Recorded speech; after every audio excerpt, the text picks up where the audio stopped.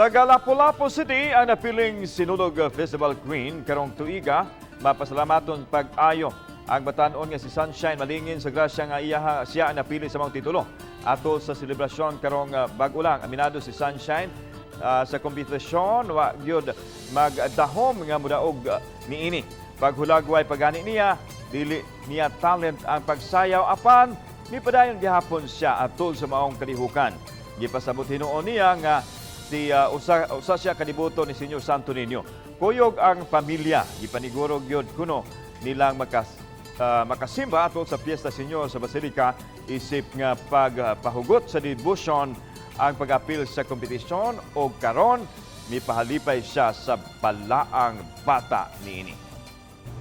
I realized that despite on how is going on in Cebu, the devotion of the people to Senor Santo Niño is stronger than the virus or the Bagyong Odette. And seeing them makes me feel and proud for being Cebuano.